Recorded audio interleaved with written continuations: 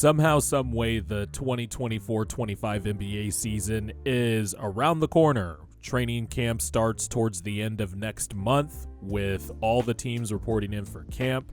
And that means that the Boston Celtics will be trying to defend their NBA title and try to go back-to-back. And when the Boston Celtics won their NBA title over the summer, I felt like it was, well, there were a number of factors why I thought it was under-discussed. One, because it's an Olympic year, and so we went straight into players flying out in a couple of weeks to go to the Olympics. I also think just a lot of people don't like Boston sports teams if you're outside of Boston. Obviously, for Celtics fans, they had been celebrating all summer, and rightfully so, but just comparing it to the last four champions, so the Celtics, the Nuggets, the Warriors, and the Milwaukee Bucks, basically every championship post-bubble, it just feels like the Celtics have been under-discussed relative to the Nuggets and how everyone was pontificating, including myself, about Jokic and his placement in the game once his career is over. The Golden State Warriors, of course, that was the fourth and important title that kind of separated Steph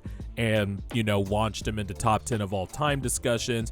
Giannis finally got his ring. I just felt like there was a lot more discussion post-championship wins with those teams compared to the Celtics. But on this channel, like I have done with every champion, I wanted to do a big picture, bird's eye view of the Celtics and where things stand right now. And quite frankly, I wanted to talk about the lessons and the things that I have taken from this championship run from the Celtics, because it's kind of been a long time coming.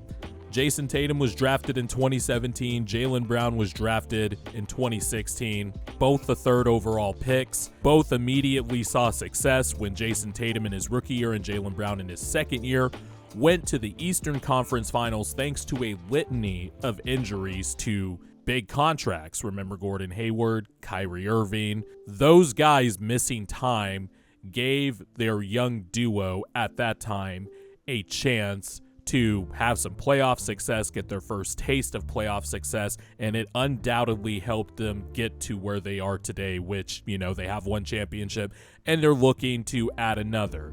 But just the road it took to get there. First lesson I want to mention, the Celtics deserve kudos for never breaking up their star duo, especially a young star duo that had already had success. Now, I'm a Sixer fan, so I saw most of the process, actually all of the process. I was for the process, but inevitably, you start comparing other teams' rebuilds to that. I mentioned before on this channel, but the Oklahoma City Thunder was kind of my best case scenario result for the process for the Sixers, and I'm kind of jealous of them.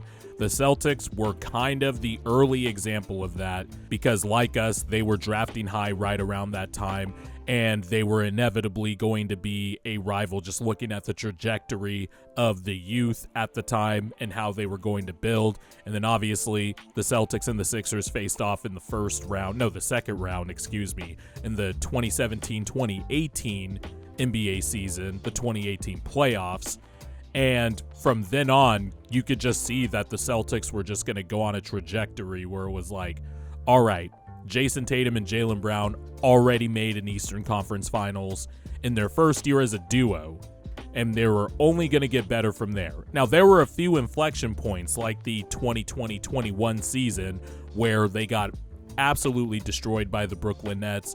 There was the infamous 2019 playoffs against the Bucks where Kyrie Irving would wave off people to try and guard Giannis, which, But there were a few inflection points for this team, and despite that, the Celtics stayed the course. They realized they had two players who were wing players. That was kind of the direction the league was going in. And not only do you have two wing players, two two-way wing players of size that can basically just give you a roadmap to build your team however you want, because you had two versatile, switchable, malleable players on the roster. I mean, just think about all the different pieces that had surrounded Jason Tatum and Jaylen Brown before they got to this championship this past summer. You had guys like Kyrie Irving and Gordon Hayward, and then you try to salvage the Kyrie Irving thing by getting Kemba Walker before his knees ultimately gave out. And then you had to trade the heart and soul of your team, Marcus Smart, to make a talent play at Kristaps Porzingis, and then getting Drew Holiday by giving up another young but often injured center in Rob Williams to get Drew Holiday. My point is there was a lot of roster rotation around these two guys, but because of their skill sets, they were able to just, adapt to every type of team that surrounded them. They ultimately found the right combination, and they did not give up or give in to the constant chatter of breaking these two guys up. I was never for that. My channel has receipts showing that I was never for that. I think when you find a young duo that fits well together, maybe not in the traditional sense offensively, because that was another criticism with this team. Guys like JJ Redick and other basketball analysts have brought this up before. It didn't matter to me. All I know is those guys are both two-way players. They're switchable. You could put them in any spot on the court and it'll work, and it was proven this past summer. But really, it shouldn't have taken this long to realize that this wing duo would work out, because they had been to 6 of 8 Eastern Conference Finals. I think that's the number. It's something crazy like that. The level of success that this duo had already had prior to the championship at such a young age should have been a good indicator for people that maybe you don't break this up. And the Celtics stayed the course, and that is a good testament to team building. And that's another thing. I don't want to give too much credit to the front office, but you got to give a lot of credit to the front office. They stayed the course. They did not listen to the noise. Danny Ainge made almost every type of trade in NBA history. That was the running joke with Danny Ainge before, Brad Stevens stepped down and ultimately took over as president of basketball operations. And Brad Stevens then carried the torch and just stayed the course with these two. He knew what he had in the locker room. And I know a lot of this video right now is centered on Jason Tatum and Jaylen Brown, but that's where it starts, right? I mean, you have to get the guys first before you ultimately build a contender, which is what the Celtics have been literally since Jason Tatum's rookie year.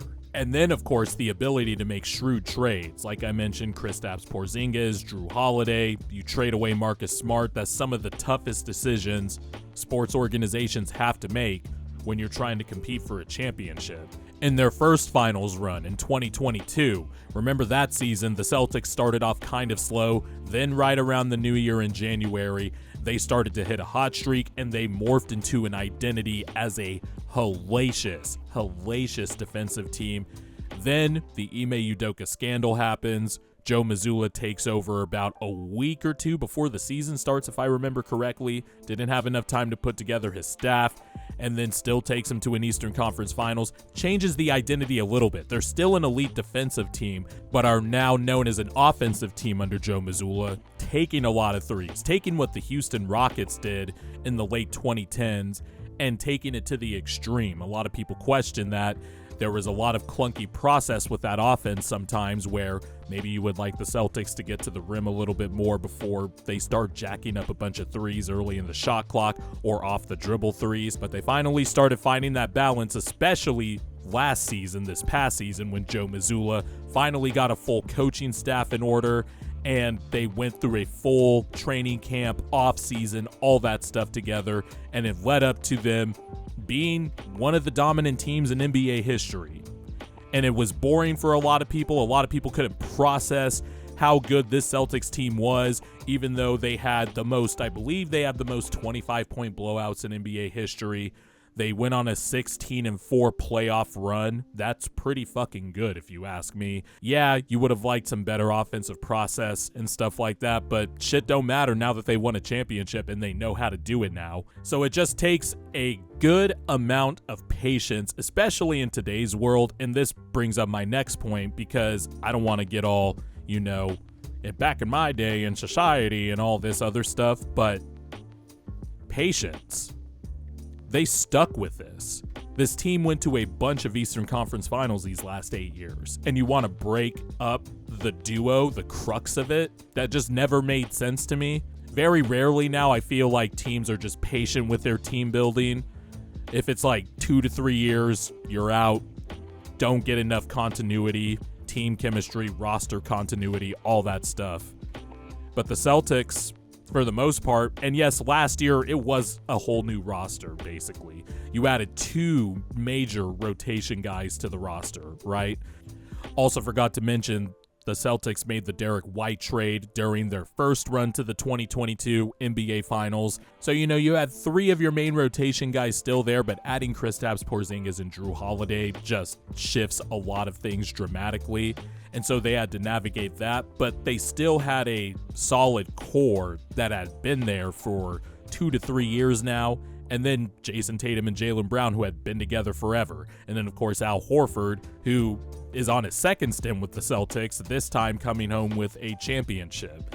So there's a lot of continuity there, and it just took a good amount of patience in a sports world and, quite frankly, a society today where everything is fast. We want to know the result now, and then coaches get shipped out, player movement.